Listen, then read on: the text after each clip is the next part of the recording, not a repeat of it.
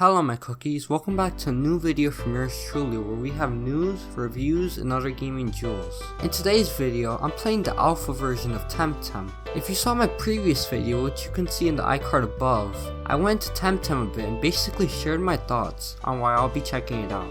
Today I'm going one step further and actually showing you gameplay of Temtem. Yup, that's right, as promised I got my hands on the alpha. I'll be sharing both the good and the bad throughout my 1 hour playthrough. I've got two disclaimers for you guys. One, I'm not sponsored by Crema, and two, it is only an alpha version of the game. So naturally, we're bound to spot some bugs here and there.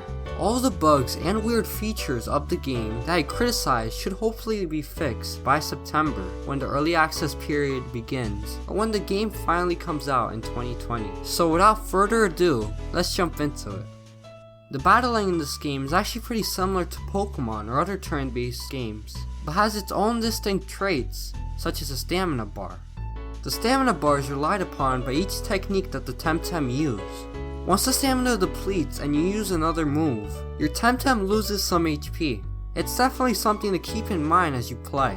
Naturally, there are also techniques that you have to wait a number of turns to use. The visuals used in this game are very vibrant and pleasing to the eye. Not only is the art style beautiful, but things like the trees and grass appear to move with the flow of the wind, and it all results in a very nice and pretty game.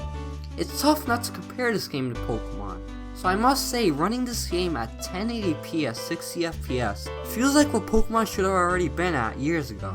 The characters are alright, but in my opinion they do look creepy.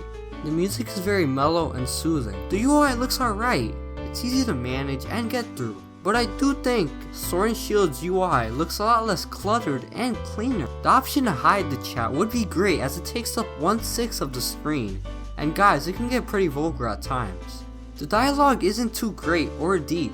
At the start of the game, when you're woken up by your mom, you're given the option to say either morning or I had this dream. Neither options branch out into their own dialogue trees, but instead both follow the same one. So to me this is considered lazy, and it seems like they only want to give the illusion of depth, where it is shallow.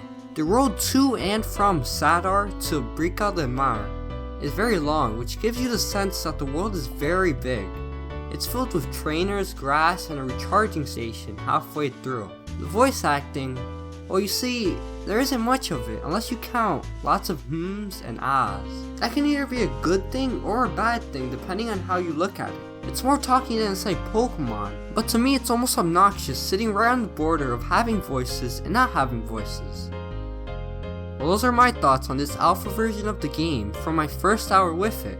All links regarding this game as well as the pre-order store are in the description down below, so please check it out. If you enjoyed this video, please subscribe and help me grow this channel.